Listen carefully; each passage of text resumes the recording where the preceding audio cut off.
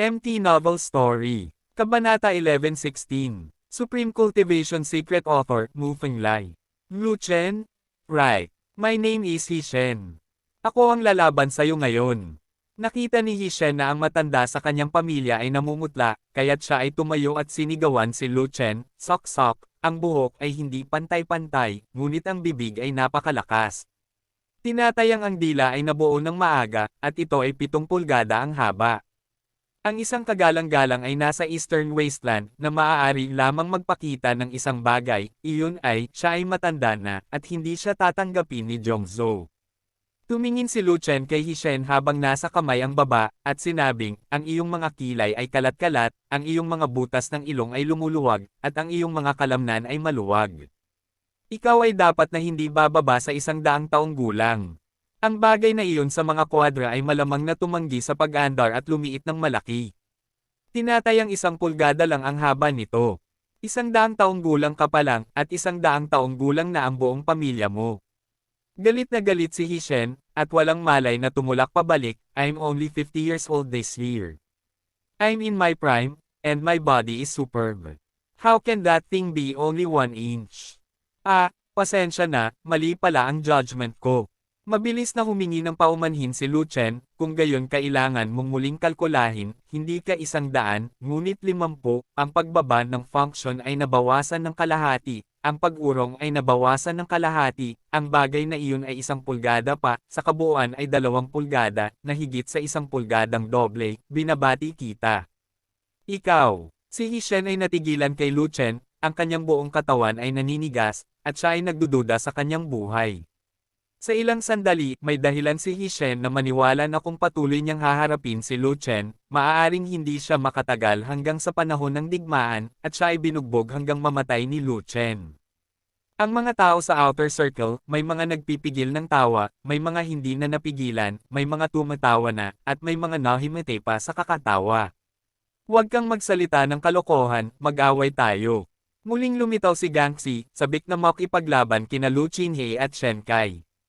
Ngayon, bagamat natalo ni Patriarch Kangyo si Patriarch Zuanchen, si Patriarch Kangyo, na pinakamakapangyarihan, ay binitay at binugbog ni Patriarch Zuanchen, at ang Kangyo sect ay nawala ng maraming puntos.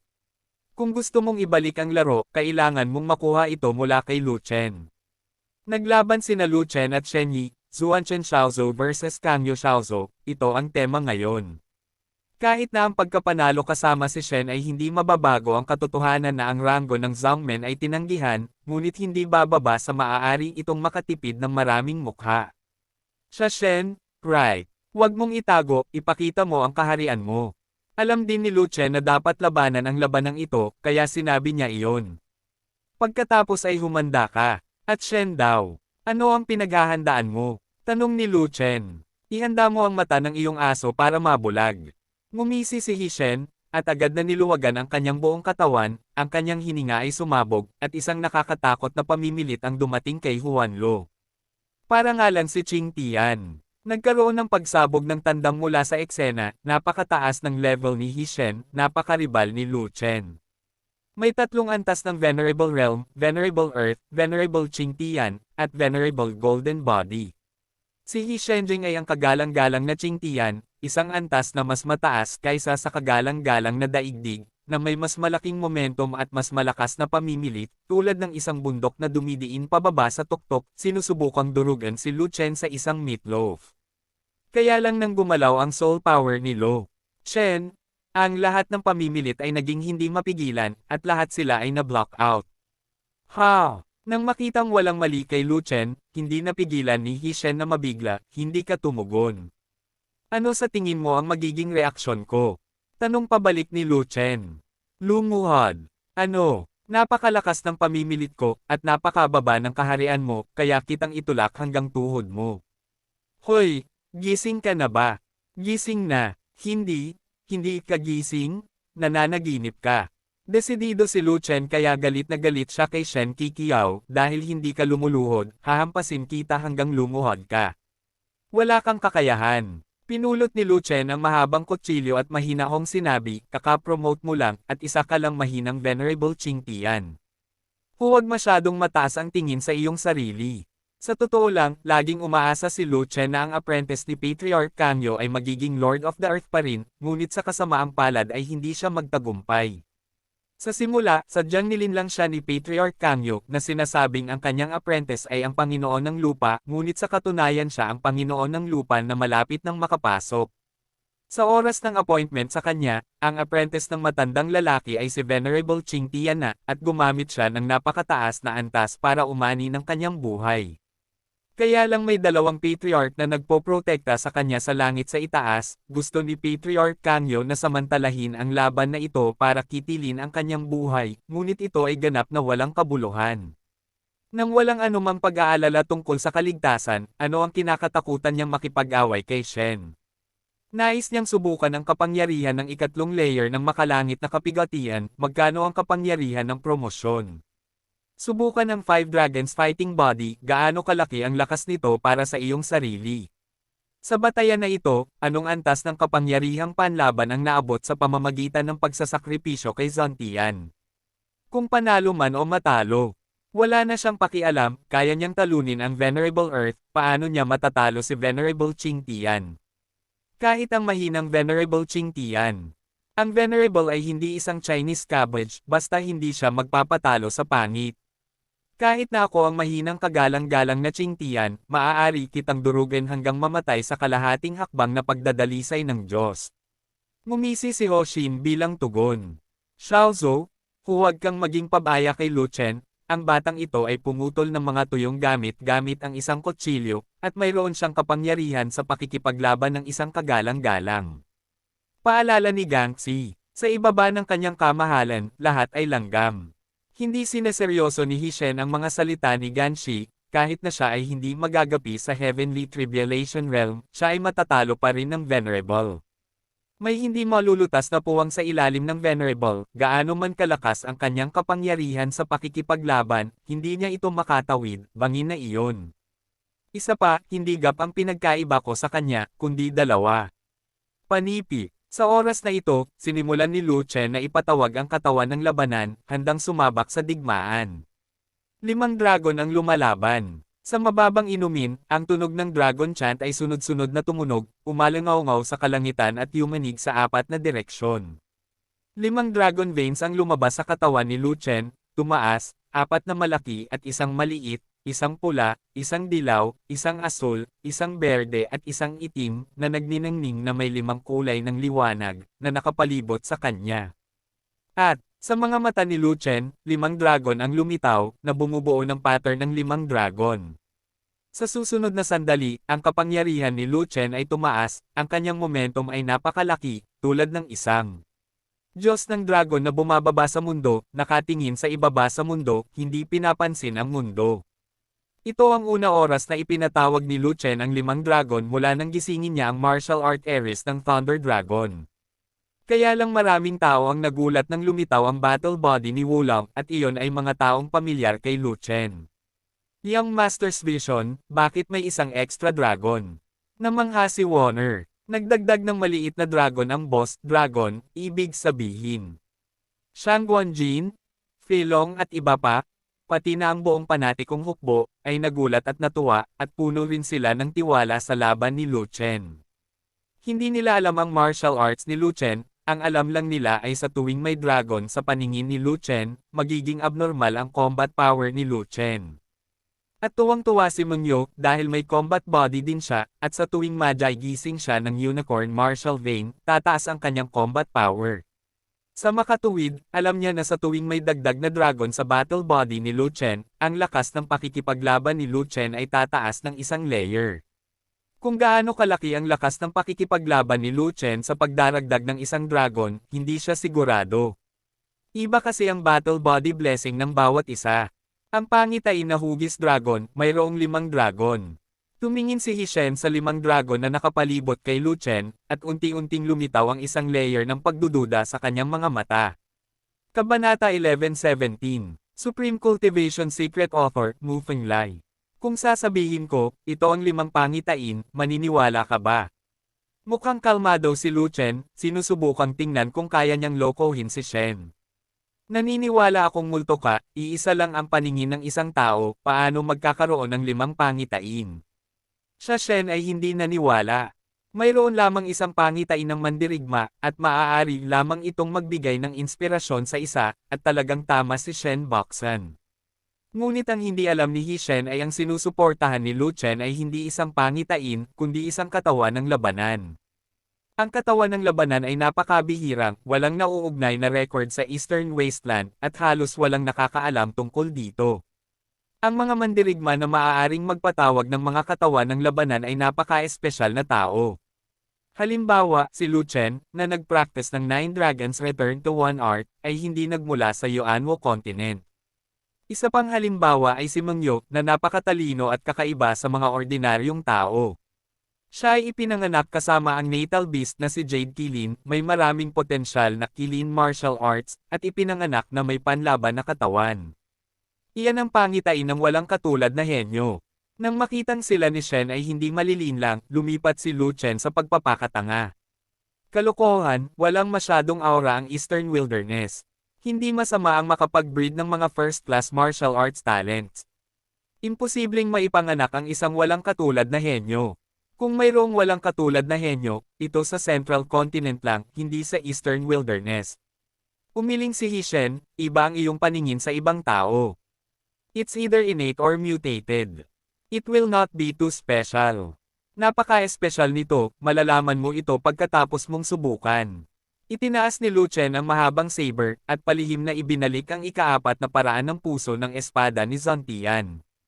Ang tunay na enerhiya ay lumipat mula sa isang tiyak na ugat, natipon sa kanyang kamay sa isang iglap, at ibinuhos sa talam.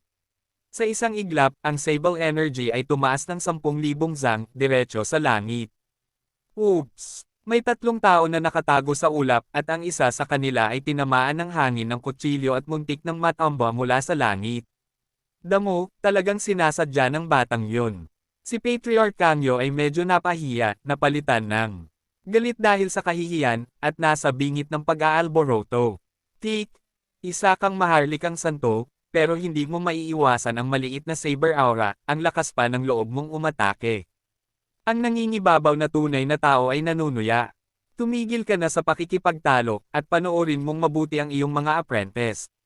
Kahanga-hanga para sa iyo na maglakas loob na makipagkompetensya kay Venerable Qing Tian sa kalahating hakbang ng pagdadalisay sa mga Diyos. Isang maputi ang buhok na matandang nakasuot ng martyr's robe sa tabi niya ang nagsalita, kakaiba ang pangitain ng overbearing apprentice.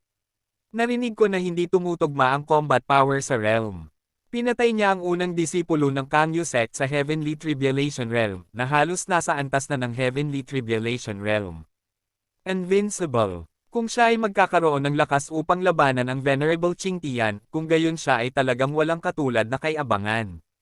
Panipi-panipi. Ang batang iyon ay magbabayad ng halaga para sa pagpugot ng ulo sa pinakamahusay na Heavenly Tribulation Realm alagad ng ating sekta. Mapait na sabi ni Patriarch Kangyo. Iyan ay dahil ang iyong mga alagad ay hindi kasing dalubhasa ng iba. Ano ang masasabi mo? Sabi ng mapangangibabaw na totoong tao. Skills inferior to people. Then just look at your apprentice, how your skills are inferior to others, and how you died in the hands of my apprentice. Sabi ni Patriarch Kangyo na may malamig na nguso. Ang kaharian ng kalahating hakbang na paglilinang ng mga Diyos ay masyadong mababa. Kahit na ikaw ay isang walang katulad na henyo, hindi ka maaaring maging kalaban ng kagalang-galang. Higit pa rito, si Hishen ay hindi ang kagalang-galang ng lupa, ang bughaw na langit. Masyadong malaki ang pagkakaiba. Ang ninuno ng mga martir ay umiling, at sinabing, sa tingin ko, kung si Lu Chen ay hindi makakilos kay Shen, siya ay matatalo. Ang isang galaw ay papatayin ka. Idinagdag ni Patriarch Kangyo, paano kung hindi ka mamatay sa 3 galaw? Ang nangingibabaw na tunay na tao ay nagtanong pabalik, at nagtakda ng isang trick para kay Patriarch Kangyo. Panded at binugbog hanggang mamatay. Hindi nalinlang si Patriarch Kangyo, kaya sinabi niya, kung gagawin ni Lu Chen ang 3 pakulo at magdesisyon ang matanda, tapos na ang sparring. Ngunit sinabi ng ninuno ng mga martir, kahit ano paman, hindi dapat mapahamak ang dalawa sa ibaba. Ang mga ninuno ng mga martir ay hindi gustong lumaban sa susunod na labanan, kailangan nilang lumaban hanggang kamatayan, na gagawing mas seryoso ang salungatan sa pagitan ng Zhuan Chendao sect at Kangyu sect, na hindi nakakatulong sa pagkakaisa ng sekta. Gayunpaman, ang pakikipag-ugnayan sa pagitan nina Lu Chen at Shen ay kailangang ipaglaban at hindi mapigilan. Pagkatapos ay bibigyan niya ng pagkakataon ang magkabilang panig, 3 galaw lamang, walang pinsala sa buhay. Bukod dito, handa rin siya, kung si He Shen ay humampas ng napakalakas at gustong patayin si Lu Chen, ililigtas niya ito. Gayunpaman, hindi payag si Patriarch Kangyo at dawis-dawis. Gusto lang ni Patriarch Kangyo na bugbugin si Lu Chen hanggang mamatay kasama si Shen, ngunit wala siyang pakialam kung gaano karaming galaw ang kailangan niyang gawin. Ngunit ang nangingibabaw na tunay na tao ay ayaw man lang lumaban ni Lu Chen kahit isang galaw. Ang pagkakaiba sa pagitan ng paglilinang ni Lu Chen at He Shen ay isang langit at lupa, at ang lakas ay masyadong malaki. Mahirap sabihin kung si Lu Chen ay maaaring magdala at maglapat ng isang galaw. After 3 moves, andyan pa rin ba siya? Ngunit maaari lamang tanggapin ni Patriarch Kangyo at the Wist ang desisyon ni Patriarch Xianlai, na siyang pinakamalakas sa kanila. Ngunit sa sandaling ito, sa ilalim ng langit, sa itaas ng lupa, sa labas. Nang tarangkahan ng bundok, itinaas ni Lu Chen ang mahabang sable, at ang aura ng saber ay pumailang lang sa langit, na parang ang Diyos ng espada ay bumaba sa mundo, sinusubukang putulin ang langit. May momentum sa hangin, ngunit walang kaharian, tulad ng mga langgam sa parehong lugar. Ngumisi si He Shen, itinaas ang paningin, at ang kawalan sa likod niya ay yumanig, at lumitaw ang isang malaking gintong sinulid. Bagamat minamaliit ni He Shen ang kaaway, hindi siya pabaya, kung hindi man lang siya mag-abala na suportahan ang pangitain. Nabalitaan ko na ang lakas ng pakikipaglaban mo ay hindi seryosong tumutugma sa iyong kaharian, at pinugutan mo pa ng ulo ang unang araw na alagad ng pagnanakaw ng ating sekta. May kaunting lakas ka. Hindi man lang ipinakita ni He Shen ang kanyang sandata, ngunit itinaas ito ng isang kamay, itinuro si Lu Chen, kumilos ka, tingnan ko, gaano kalakas ang iyong lakas. Slash you to death. Patuloy na hinawakan ni Lu Chen ang mahabang kutsilyo, naghihintay ng pag-atake. Halika, tingnan ko kung paano mo ako pinapatay. At tumawa si Shin. Narinig ko na may mga tao sa itaas, at walang sino man ang maaaring pumatay ng sino man ngayon. Sabi ni Lu Chen, talaga, kung pinipigilan ako ng nasa itaas na patayin ka, ipapahid ko ang ulo mo sa lupa. At Shen daw, nagkataon lang, gusto ko ring idiin ang puwitan mo sa lupa at ipaikot-ikot. Tumanggaw si Lu Chen at sumagot, walang silbi ang matalas at matalas. Kung wala kang lakas, bibitayin at bugbugin. Ngumisi si He Shen, binuksan ang kanyang kamay, at direktang hinawakan si Lu Chen. Sa isang iglap, ang hangin at mga ulap ay tumawid, ang lupa ay nanginag, at isang higanteng kamay ang lumitaw sa kawalan, tinakpan ang kalangitan at hinaranggan ang araw, hinawakan ito, at ikinulong si Lu Chen. Patayin ang langit. Si Lu Chen ay naglaslas gamit ang mahabang kutsilyo na nakataas, at kaagad na kumalat ang hangin at mga ulap, at ang langit at ang lupa ay madilim. Ang talam ay nasa lahat ng dako, ang kalawakan ay gumuho, ang walang laman ay nabasag, ang lupa ay lumubog, at ang higanteng kamay ay naputol ng tuwid. Boom! Ang talam ay naglaslas sa higanteng kamay, at nagkaroon ng malakas na ingay na yumanig sa kalangitan. Nagbanggaan ang dalawang malalakas na puwersa, at ang resulta ng nabuong labanan ay tumama sa lahat ng direksyon, na may radius na 10,000 zang, gumuho ang pavilion, at nasira ang gate ng bundok. Sa susunod na sandali, ang higanteng kamay ay naputol at huminto, ang pag-usad ay naharang, ang mekanismo ng hangin ay nasira, at si Lu Chen ay hindi mailak. Gayunpaman, napabalikwas si Lu Chen sa lakas ng higanteng kamay, at lumipad siya ng libu-libong talampakan palayo gamit ang kanyang kutsilyo. Halos hindi na siya makatayo, pero nagsusuka na siya ng dugo at walang sigla ang kanyang espiritu. Wow! Nagkaroon ng kaguluhan sa mga manunood, at ang mga matataas na opisyal ng iba't ibang sekta ay natulala. Medyo hindi kapanipaniwala na si Lu Chen ay hindi pinasabog ni He Shen gaya ng inaasahan nila. Ang kagalang-galang na Qing Tian ay gumawa ng kalahating hakbang upang pinuhin ang mga Diyos, ano pa ang iniisip niya. Alam ng lahat na ang kalahating hakbang na pagpipino ng Diyos ay haantong sa isang miserableng kamatayan. Pero, nakakatayo pa rin ang Lu Chen na iyon, hindi masyadong masama. Kabanata 11:18. Supreme Cultivation Secret Author, Mu Fenglai. Haha, mag-first move ka. Tuwang-tuwa ang dominanteng totoong tao. Kung magagawa ni Lu Chen ang unang hakbang, maaari niyang gawin ang natitirang dalawang galaw. My apprentice didn't try his best, it was just testing the waters. Normal lang na hindi niya pinatay si Lu Chen. Ano ang ikinatutuwa mo? Sinabi ni Patriarch Kangyo, sa susunod na hakbang, ang aking disipulo ay hahampasin ng buong lakas, at si Lu Chen ay mamamatay na walang lugar na mapaglilibingan.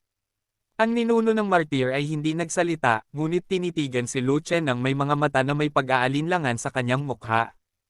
Totoong hindi sinubukan ni Hishen ang kanyang makakaya ngayon lang, basta-basta lang niya itong sinunggaban, hindi hihigit sa 50% ng kanyang lakas, at hindi nakagawa ng nakamamatay na galaw. Parang gusto lang niyang saktan si Lu Chen. Kaya pala hindi siya gumalaw. Siya nga pala, tingnan natin itong mapanlokong si Lu Chen. Pagkatapos buhatin ito pababa, anong uri ng ibon ang masasaktan niya? Kung siya at si Shen ay gumawa ng ganap na pagkilos, tiyak na mamamatay si Lu Chen, at pipigilan niya siya.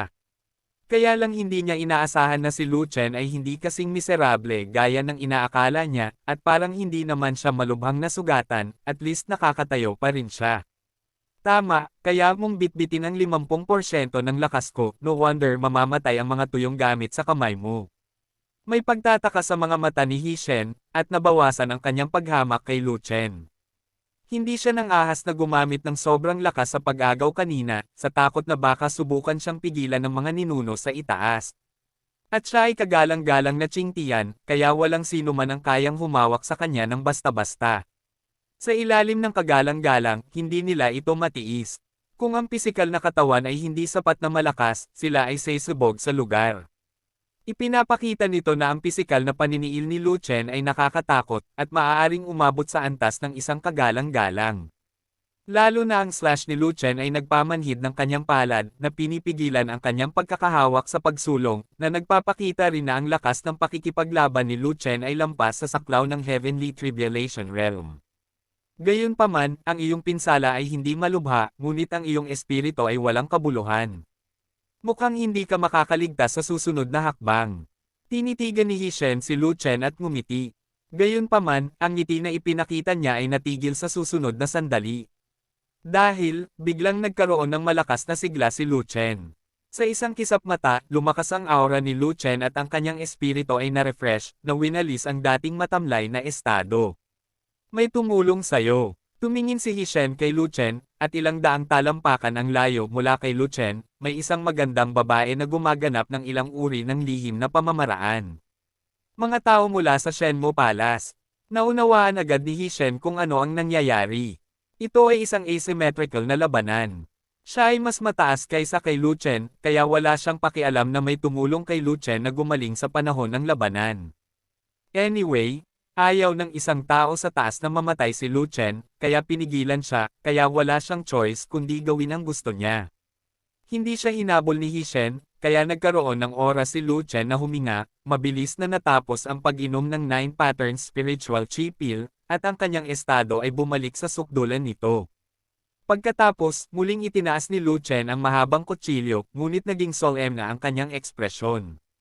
Kagalang-galang na Qingtian, talagang hindi madaling labanan. Kung hindi dahil sa paggising ng isang Thunder Dragon Vein, ang pagpapala ng karagdagang Dragon Vein ay nadouble ang kanyang lakas ng maraming beses, ang kutsilyo na ngayon ay hindi makakapigil sa kalaban. Susunod, matitikman mo ang 70% ng lakas ng palad ko. Muling bumaril si Hishen, at gamit ang isang palad, lumitaw ang isang higanteng palad sa kawalan, direktang dumidiin kay Lu Chen.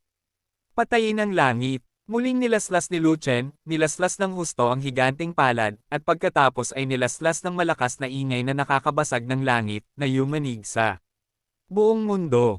Ang kutsilyong ito ay isang kutsilyo na sinubukan ni Lu Chen ang kanyang makakaya. Napakalakas nito kaya nabasag nito ang kawalan sa lahat ng direksyon at bumagsak ang lupa sa ilalim ng kanyang mga paa. Boom! Bumagsak ang kapangyarihan ng patalim, nasira ang lakas ng palad, at ilang saglit na nakaharang ang higanteng palad. Nablock ito sandali, nasira ang mekanismo ng hangin sa higanteng palad, napalaya si Lu Chen mula sa lock, at lumipad palabas na may dalang kutsilyo. Puff! Si Lu Chen ay nagluwa ng isang subo ng dugo na may halong sirang internal organs, at ang mga internal na pinsala ay napakalubha. Ngunit sa ilang sandali, isang malaking halaga ng sigla ang bumuhos sa kanyang katawan, at ang maputlang mukha ni Lu Chen ay unti-unting namula, at mabilis siyang bumangon mula sa lupa, sabik na nilunok ang Jiwenling Kipil. Napakapangit ng mukha ni Lu Chen, ito ay 70% ng lakas ni Hishen, napakahirap na niyang dalhin. Kung 100% lang ang lakas niya, kapag dinala niya ito pababa, baka maging scum ang katawan niya. Ang pinakamalaking problema ay wala siyang primordial spirit, at kapag namatay ang kanyang katawan, siya ay mapahamak. Gayunpaman, si Hishankai ay napromote sa Venerable Qing Tian hindi pa lang, at siya ay isang mahinang Venerable Qing Tian. Kung ito ay isang normal na kagalang-galang na Qing Tian, pabayaan ang 70% ng kanyang lakas, maaaring hindi niya mapaglabanan ang 50% ng kanyang lakas. Kahanga-hanga, ito ay isang tunay na halimbawa ng hindi pagkakatugma sa pagitan ng kapangyarihan ng labanan at kaharian. Sa ilalim ng 70% ng lakas ni Venerable Qing Tian, imposible ba para sa Venerable na nasa ibaba? Tiyak na hindi ito magagawa, kahit na ang mga mahihinang Panginoon sa lupa ay hindi magagawa. Ang galing talaga nitong si Lu Chen. Sa susunod na galaw, tiyak na tataas pa ni Hishen ang kanyang lakas para lumaban, iniisip ko kung kakayanin pa ba ito ni Lu Chen. I guess it won't work. Nakikita ko ang estado ni Lu Chen sa pagdadala nito pababa. 70% ng kanyang strength is his upper limit. Kung ito ay higit sa 10%, siya ay kukunan ng litrato bilang tae. Pareho ang nakikita ng mga bayani. Maraming mga talakayan sa pinangyarihan. Kahit na si Lu Chen ay nahihirapan at nasa isang ganap na kawalan, malinaw na hindi siya ang kalaban ni Hishen. Gayunpaman, hindi sumang-ayon ang mga nakatataas na pinuno ng iba't ibang sekta. Gaano man nila ito pinag-usapan, karamihan sa kanila ay may ibang opinyon, si Lu Chen ay masyadong malakas. Dahil walang paghahambing sa pagitan ng half-step God Refining Realm at Venerable Qing Tian. Si Hishen ay ang kagalang-galang na Qing Tian, normal na maging malakas, kaya hindi ito pinapansin ng karamihan ng mga tao. Sa kabilang banda, si Lu Chen, isang maliit na half-step God Refining Realm, ay tatlong malalaking kaharian sa likod ng Venerable, ngunit kakayanin niya ang pag-atake ng Venerable level. Siya ay ganap na kapansin-pansin, at naging pinakamagandang batang lalaki sa madla. Sa sandaling ito, ang boses ng nangingibabaw na totoong tao ay nagmula sa itaas ng kalangitan, Lu Chen, hanggat gagawin mo ang ikatlong hakbang kasama si Shen, matatapos ang laban na ito. Sa sandaling lumiwanag ang mga mata ni Lu Chen, na-refresh siya. Kahit na may pagdaragdag ng Dragon Vein, ang lakas ay tumaas ng husto, ngunit ang pangunahing lakas ng kapangyarihan ng ikatlong antas ng makalangit na kapigatian ay napakababa pa rin, at talagang imposibleng labanan si Hishen. Kung siya ay patuloy na lumaban, siya ay magiging lubhang magulo, at tiyak na siya ay mabibitay, bugbugin at lalaitin ni Hishen sa iba't ibang paraan, at ang buhay ay mas masahol pa sa kamatayan. Pero kung isang galaw na lang ang natitira, iba na, at dinala niya ito sa sandaling nagngangalit ang kanyang mga ngipin. Hanggat hindi niya napapasabog ang katawan ni Hishen, hindi siya maaaring mamatay. Ang sagradong kahoy na sagradong sining ni Warner ay mas mahusay kaysa sa likido ni Yuan Shen. Maging ito man ay pagpapagaling ng mga pinsala o muling pagdaragdag ng pisikal na lakas, maaari itong makumplito halos kaagad, at siya ay nakakatipid pa ng oras upang inumin ang diwa ng espiritu. Higit pa rito, mataas ang kanyang cultivation base, at mataas ang kanyang demand para sa spirit essence liquid. Kung hindi siya umiinom ng malakas, wala siyang makikitang epekto.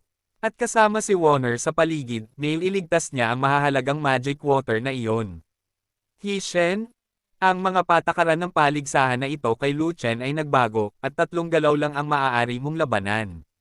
Sa sandaling ito, ang hindi gustong boses ni Patriarch Kangyo ay muling nagmula sa mga ulap, ang huling hakbang, buong lakas mong umatake para sirain si Lu Chen. Igalang mo ang utos ng iyong guro. Nagliwanag ang mata ni Hishen. Nagdilim ang mga mata ni Lu Chen. Nanlamig ang mga mata ng lahat. Kabanata 11:19. Supreme Cultivation Secret Author, Mu Fenglai. Tumama si Hishen ng buong lakas, iyon ay 100% lakas, at tiyak na hindi man lang aalis si Lu Chen. Sa relatibong pagsasalita, ang lakas ng pakikipaglaban ni Lu Chen ay napakalakas kaya siya ay baluktot at walang sino man ang hindi magagapi sa ilalim ng kagalang-galang.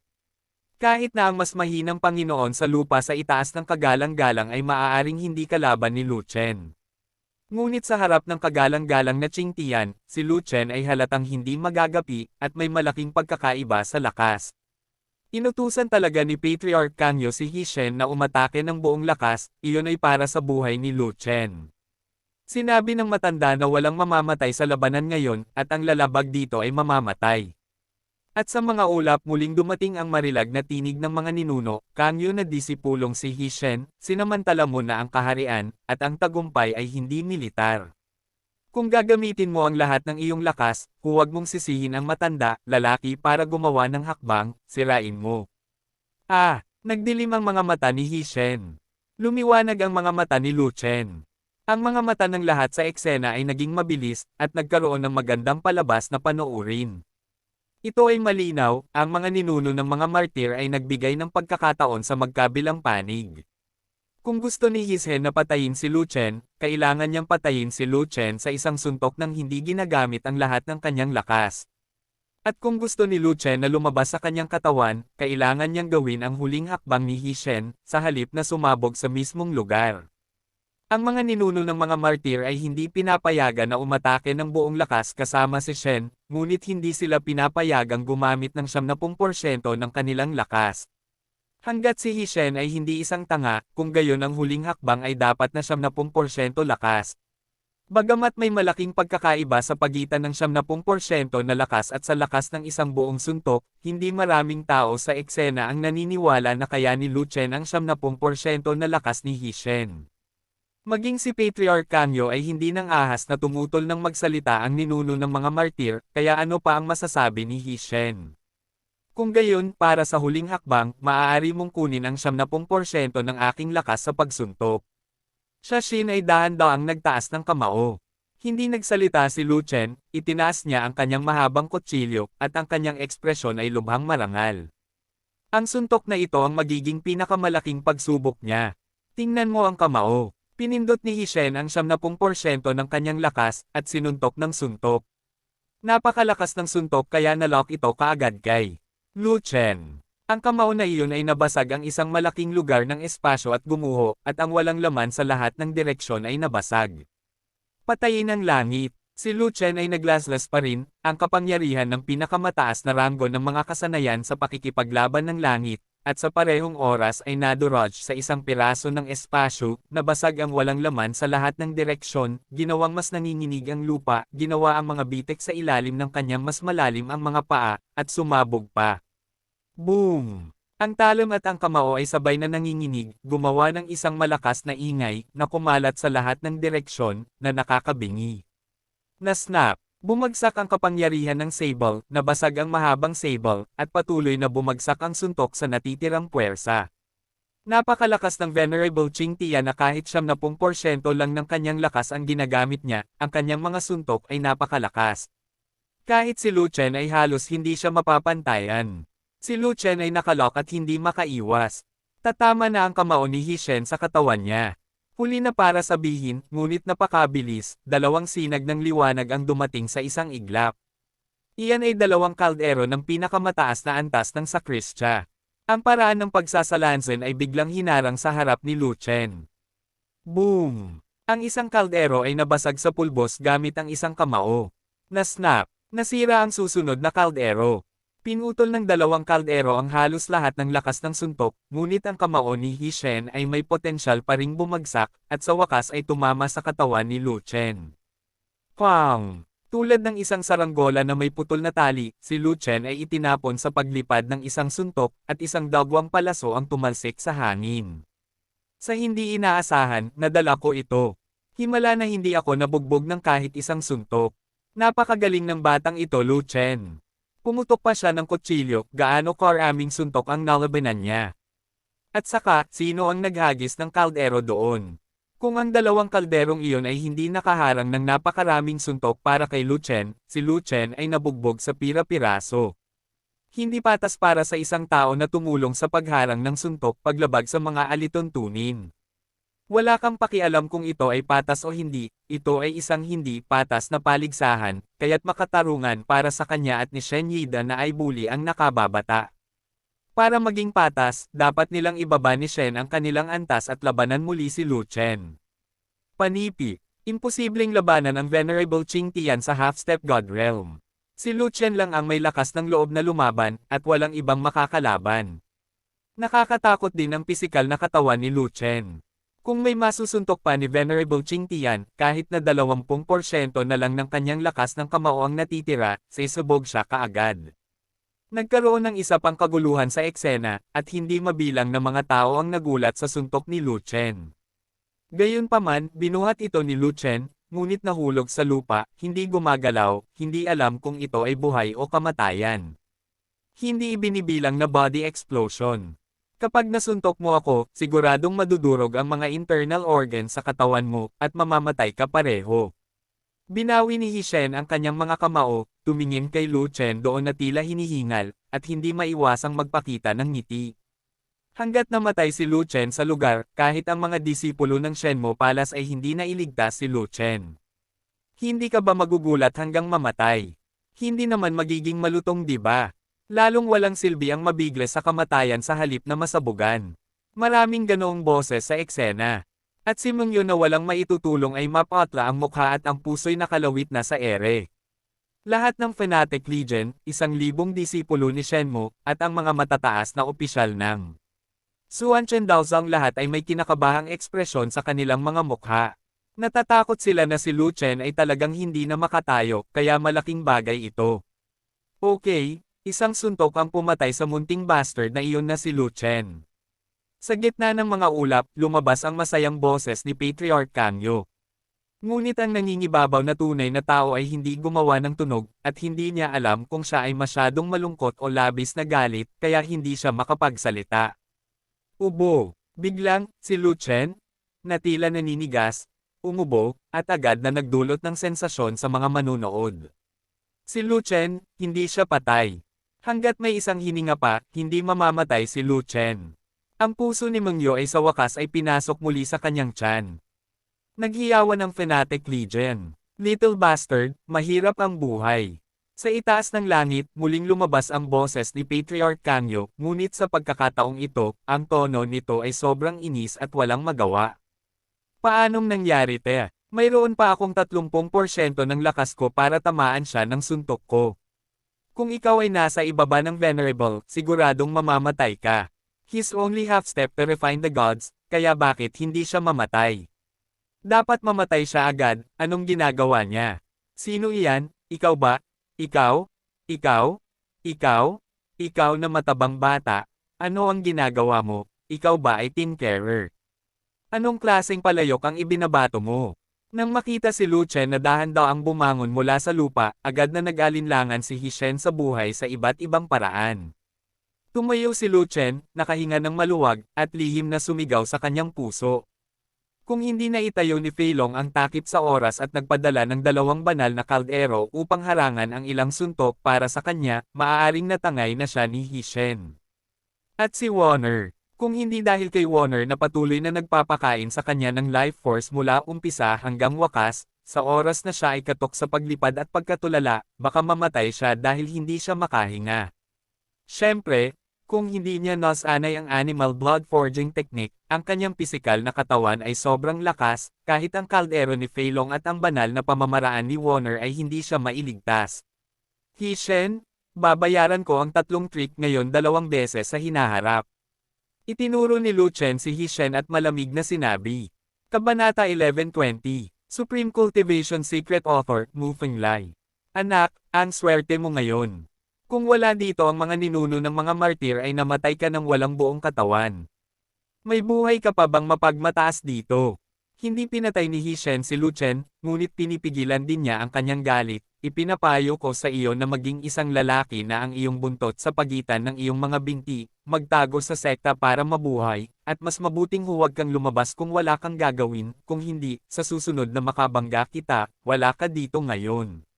So lucky. Sa susunod, kailangan kitang makilala, at dapat malas ka. Sabi ni Lu Chen. Hey, bakit ang malas ko? Ngumisi si Hishen, pakinggan natin, kaya mo bang dalhin ang 100% ng lakas ko, o ano? Hindi, ikaw na ang magdala ng lakas ko. Sabi ni Lu Shen. Kung gayon ay maghintay at tingnan, ito ay naghihintay lamang para sa iyo na linangin sa Venerable Realm, at hindi ko alam kung ito ay magiging 1 taon ng unggoy. Ngumisi si Hishen, sa oras na iyon, naging santo na ako, at langgam ka pa rin sa harapan ko, langgam na sinasampal mo hanggang sa mamatay. Huwag kang mag-alala, hahanapin kita. Mahinang sabi ni Lu Chen. Pagkatapos ng labanang ito, si Lu Chen ay may matibay na pundasyon sa kanyang isipan tungkol sa kapangyarihang lumaban ni Venerable Qing Tian. Hanggat nakaligtas siya sa 2 pang sakuna at nakuha ang kapangyarihan ng ika-5 antas ng makalangit na sakuna, tiyak na hindi niya magiging kalaban si Hishen. Kahit na ito ang kapangyarihan ng ika-4 na layer ng Heavenly Tribulation, kahit papaano ay may kapangyarihan itong labanan si Hishen. Sinasabing ang kapangyarihan ng ika-4 na antas ng Heavenly Tribulation ay ang watershed ng Heavenly Tribulation Realm, at ang kapangyarihan ng promosyon ay higit na mas malaki kaysa sa unang 3 antas.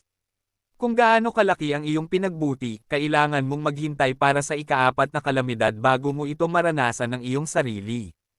Kung gusto niyang maghiganti ng magmadali, at malampasan ang sakuna sa susunod na buwan, maaari niyang labanan si Shen. Kung gusto niyang maging ligtas, maghihintay siya ng dagdag na buwan, pagkatapos ng ika-5 sakuna, at pagkatapos ay magbibitin at lumaban. Anyway, nagising na niya ang Thunder Dragon Vein, na kayang labanan ang kulog ng langit, at hindi madaling tumawid sa sakuna. Sige, saka kita hihintayin, sana hindi mo ako bibiguin.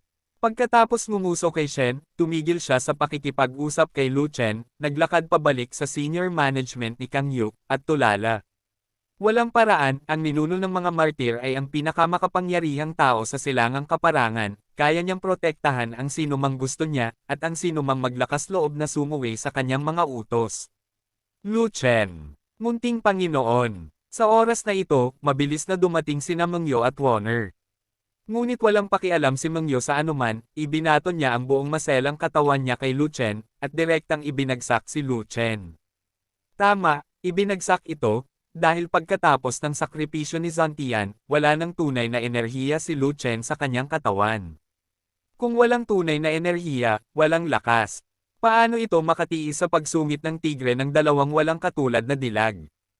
At ang 2 walang katulad na dilag na ito ay hindi mga ordinaryong babae, sila ay mula sa 3 malalakas na lalaki ng Heavenly Tribulation Realm, kaya hindi matitiis ni Lu Chen kung basta-basta silang sumusugod. Nuo. Nang makita ito, saglit na natigilan si Warner, at hindi napigil ang hinaplos ang kanyang noo. At hindi inaasahan ni Mengyo na itutulak niya si Lu Chen pababa, at humiga sa katawan ni Lu Chen, ang kanyang magandang mukha ay namula hanggang sa kanyang tenga. Ikaw, bakit hindi mo ininom ang spiritual energy pill para gumaling? Awkward na tanong ni Mengyo. Wala nang natitira pang mga spirit pill, kaya mag-ipon ka hanggat kaya mo. Nagkibit balikat si Lu Chen. Kung gayon, ano ang gagawin? Hindi ka maaaring magkukulang ng spirit pill. Panipi, sinasabing mas nababalisa si Mengyo kaysa kay Lu Chen, alam niyang pagkatapos gamitin ni Lu Chen ang kanyang malaking galaw, ang kanyang katawan ay mapupuksa. Pagkatapos, kinailangan ni Lu Chen na umasa sa spiritual spirit essence liquid para maibalik ang kanyang pisikal na lakas, at kailangan din niyang kumain ng maraming spiritual chi pills para maibalik ang kanyang tunay na asensya. Kung hindi may pagpapatuloy ni Lu Chen ang pakikipaglaban. Well, tulungan mo muna ako, at kakausapin kita ng dahan-dahan, okay? Ngumiti si Lu Chen. Muling namula ang magandang mukha ni Mengyo, nagmamadali siyang bumangon mula sa katawan ni Lu Chen, at pagkatapos ay tinulungang tumayo si Lu Chen. Dahil hindi pa nababawi ni Lu Chen ang kanyang tunay na lakas at walang pakialam si Mengyo sa publiko, kaya hinawakan na lang niya si Lu Chen at inalalayan si Lu Chen gamit ang kanyang sariling lakas, dahil sa takot na si Lu Chen ay hindi makatayo ng matatag. Ngunit sa oras na ito, sa itaas ng kalangitan, ang tinig ng mga ninuno ng mga martir ay bumaba, mga kasama, ang kapahamakan ay nalalapit, lahat ng mga sekta sa ating silangang ilang ay dapat magtulungan upang sugpuin ang angkan ng halimaw, at hindi dapat magdulot ng panloob na alitan dahil sa bagay. At ikalat ang aming lakas. Ang mga hinaing sa pagitan ng Kangyo sect at ng Zhuan Chendao sect, kahit sino ang tama o kung sino ang mali, hindi dapat ituloy ng magkabilang panig. Nitong mga nakaraang araw, nalaman ng matanda na ang mga rebelding sekta tulad ng Poison Sect at Black Rock Sect ay handang lumipat, sinusubukang akitin ang Yaozo sa lupa at ibagsak ang pamamahala ng ating sangkatauhan sa Eastern Wasteland. Upang mas masugpo ang Yaozo, nagpa siya ang matanda na gaano man ito kahirap. Sa makatuwid, ang mga nakatatanda sa susre ng bawat sekta ay dapat maghanda ng maaga pagka-uwi. Kapag natanggap na namin ang abiso mula sa tatlong pangunahing sekta upang sugpuin sila, agad kaming magpapadala ng isang elite na pangkat upang magtulungan upang maalis ang lahat ng mga taksil. Matapos magsalita ang mga ninuno, agad silang nakatanggap ng mga positibong tugon mula sa lahat ng mga sekta. Maya-maya, bumaba ang boses ni Kangyo Patriarch, Kangyo Sect, isara ang team. Matapos matanggap ang utos mula kay Patriarch Kangyo, Kangyo Sect Master, Hishen, Ganshi at iba pang matataas na opisyal ng Kangyo Sect ay nag-flash ng kanilang mga figure at umalis sa isang iglap. Sunod-sunod ding umalis ang mga taga-ibang sekta, at sa isang kisap mata ay tuluyan na rin silang umalis. Tanging ang mga tao ng Zhuan Chendaozong ang naiwan sa eksena, gayon din ang gumuhong gate ng bundok at ilang sirang pavilion, na lahat ay nawasak sa resulta ng labanan sa pagitan ni Lu Chen at Hishen. Ikaw anak ng isang asong babae, ang tarangkahan ng bundok ay gumuho pagkatapos ng labanan, hindi mo ba dadalhin si Hishinyan sa langit at lalaban? Ang nangingibabaw na tunay na tao ay bumaba mula sa langit, tumingin sa wasak na tarangkahan ng bundok at sumambulat sa galit. Nakalimutan ko. Nagulat si Lu Chen. Anomalya na hugis dragon, bihira sa mundo, hindi sa ikaapat na ayos, higit sa ikaapat na ayos. Biglang may tumunog na emosyon mula sa gilid. Mabilis na inikat ni Lu Chen ang kanyang ulo upang tumingin, at nakita niya ang isang maputing buhok na matandang nakasuot ng pulang martir na damit na dumating sa kanyang tabi sa isang punto. Napakatanda na ng matanda, maraming kulubot, at mukhang wala ng buhay at naghihingalo. Junior Lu Chen, nakilala ko na ang mga ninuno ng mga martir. Alam ni Lu Chen kung sino ang matandang lalaki, at agad siyang sumaludo sa mandirigma. Kahit na ano pa ang dahilan ng ninuno ng martir ay lagi niya itong ipinagtatanggol kaya natural na nararapat sa kanya ang paggalang. Nakita ko na ang mga ninuno ng mga martir. Nagsulot din ang iba. Walang-walang katulad na henyo sa Eastern Wasteland, ito ay dahil ang Eastern Wasteland ay walang ganoong kondisyon, ito ay malungkot. Bamantong hininga ang ninuno ng martir, tumingin muli kay Lu Chen at sinabing, ngunit ikaw, na may pambihirang paningin at napakalaking lakas sa pakikipaglaban, ay hindi tumutugma sa kaharian, at malamang na ikaw ay isang walang katulad na kay-abangan. Kahit na ikaw ay hindi isang walang katulad na henyo, kailangan mong pumunta sa Central Continent pagkatapos maabot ang isang tiyak na antas, kung hindi, ikaw ay walang silbi kung mananatili ka. Nang marinig ito, sumagot si Lu Chen, pupunta ako sa Central Continent pagkatapos kong makapasok sa Zun. Huwag mong hintayin si Jin Zun, sa iyong talento at lakas sa pakikipaglaban, sapat na ang pumunta sa Central Continent para umunlad. Ang sabi ng ninuno ng mga martir, mga kabataan, kumuha na kayo ng martial arts sa lalong madaling panahon. Kung magde-delay kayo ng isang taon, marami kayong babagsak.